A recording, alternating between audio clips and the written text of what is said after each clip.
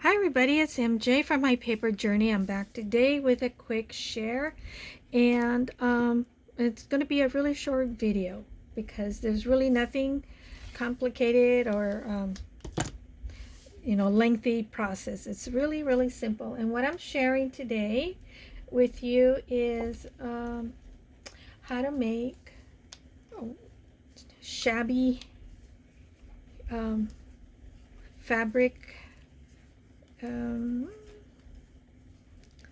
washi tape. Sorry, my mind just goes kind of haywire and I can't think or remember what my train of thought was or is. But this is what I made with fabric, and I started off, as you see, this is pretty light, white, and I this is pretty dark compared to that. I did not coffee dye the fabric. Now you can coffee dye it ahead of time.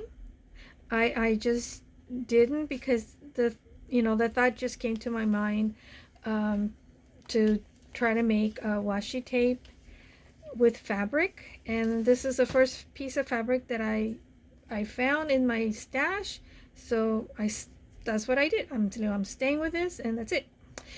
And I do have a lot of fabrics, mind you, but this is what I found first, so this is what I used.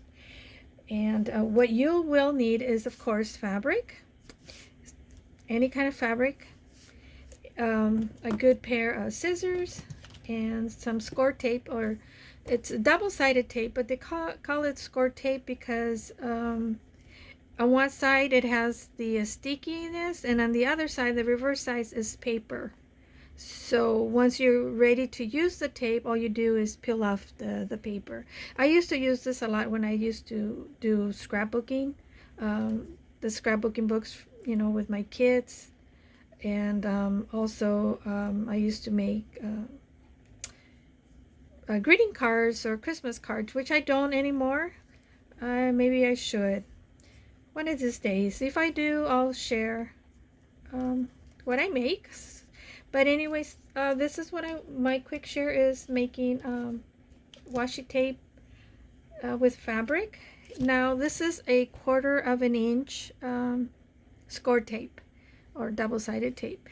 I used this because I didn't want a white tape, though 1/2 an inch would also be great, but this is what I have, so this is what I use, which is great because I kind of like the thin. Use it and apply it to your tags or your journaling page. And then, oh yeah, and what I did, because if you notice this fabric, there's a lot of blank spaces, like here, for example.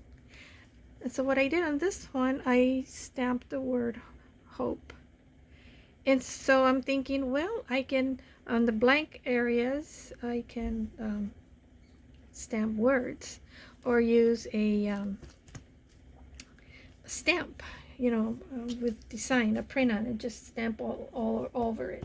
But I got my stamps put away, so I don't have, oh well, I do have these here. But anyways, I'm not going to use those. But yeah, I've shown you these before in the past. They're just letters. They're kind of like, they snap together. This is not like the very best set. I've had it for so long, I don't even remember where I bought these. But you get the letters and they snap together, and then they has the stamp, the letters, and you place it on the ink, and then you stamp it. I did use the Ranger archival ink, which is a permanent waterproof ink. So, and then see, I had to put Scotch tape just to keep it from coming undone, because they're the cheapy kind, I don't know, but they still work with tape. So now you don't need to press your iron your fabric. You can if you want to, unless it's really super wrinkled. But if that's the look that you want, do it, you know? Anything goes, with junk journaling and all that. There's no right or wrong. Okay, so I just placed my fabric right side down. So you're going to be working on the back of your fabric because that's where you're going to be placing your score tape. And it's very, very simple. Now, when I place my score tape, I am going to give myself and my in frame about 1/8 of an inch border. You know.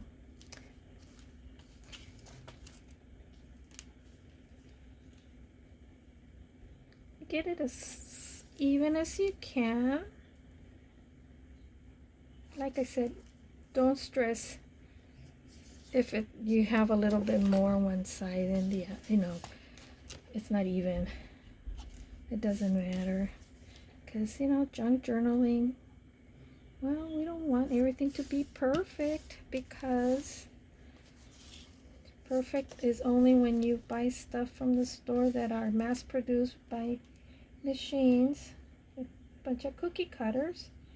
So that's what makes junk journaling so special, is because it's handmade and it's not perfect, and it's a labor of love because we're making what we love to do, right? Okay, now when you're getting ready to cut this, don't use small scissors like these short scissors. Get a good pair. Get a pair of scissors that is at least 6 to 8 inches in length. And when we cut, we're not gonna cut the fabric getting the fabric all the way to the tip. We're going to stop before we continue cutting more. Maybe about, is that like maybe a little bit less than 1/2 inch? But you don't want to be cutting and snipping your fabric all the way to the tip of your scissors. What's gonna do is gonna create like jagged cuts, and that's the reason why we don't use little small scissors, short scissors, because of that reason. And you want to get a fabric scissors because that's we're working with fabric, and paper scissors, paper tends to dull your scissors, and so with fabric you do need a sharp scissors so you can get a nice clean cut, and a lot easier on your hands, on your wrists. Well, in my case, because I have carpal tunnel or arthritis. I used to have carpal tunnel when I used to work, and off and on it does come back. You guys see me wear my braces. But okay, so, and you just cut. Now when I placed my my score tape, as you can see, I left like 1/8 of an inch border of fabric from the score tape. So now that I'm gonna cut, I'm going to do the same thing. I'm gonna cut. Am I in frame? I can't see. Leaving on the opposite end 1/8 of an inch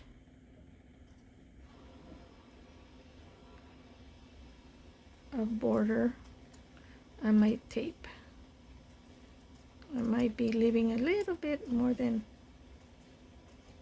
I want, but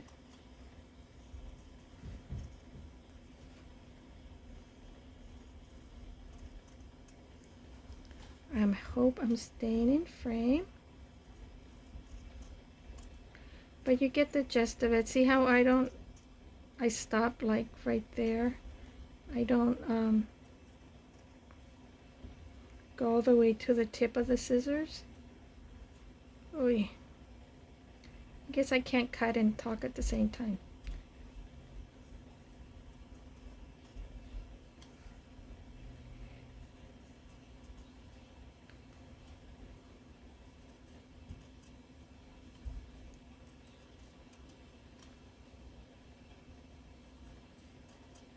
Hope you all had a wonderful weekend.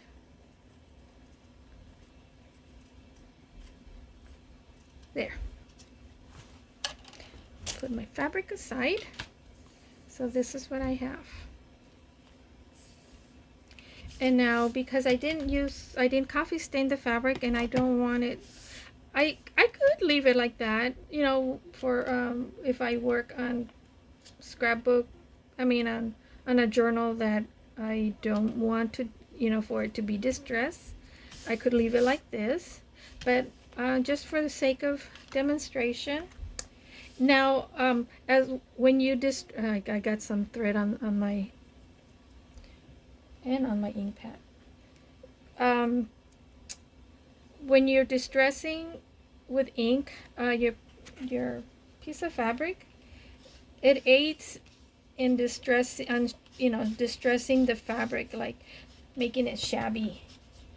And that's when you see the fibers of the fabric,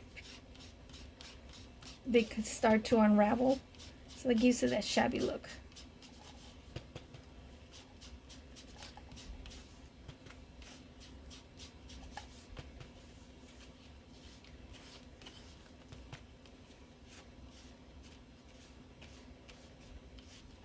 So I already got some fibers,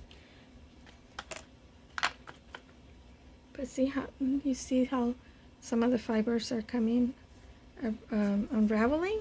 So that's the kind of look that I'm going for. But if that's not the look that you like, excuse me, then you can just get your scissors and trim it off.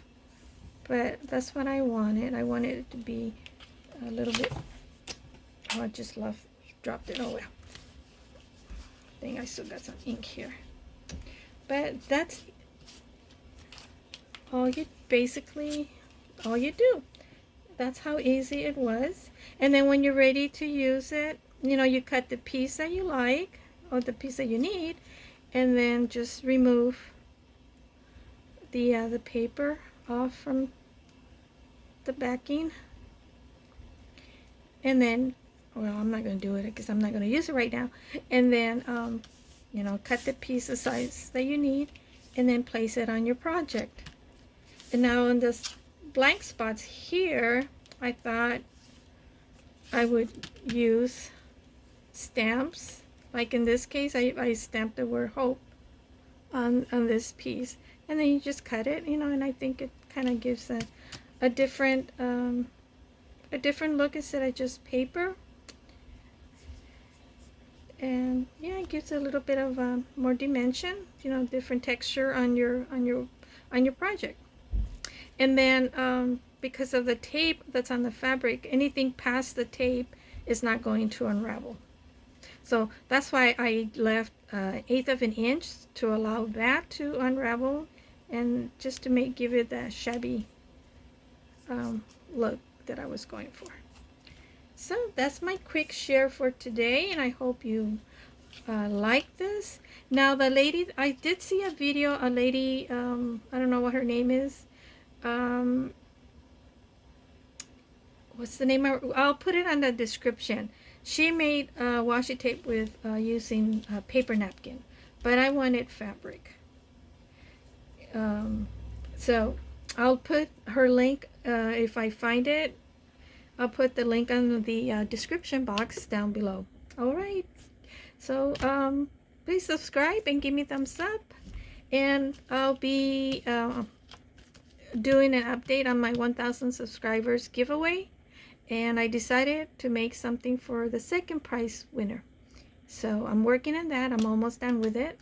So stay tuned for the near future video that I'll be sharing with you for my giveaway on my 1,000 subscribers.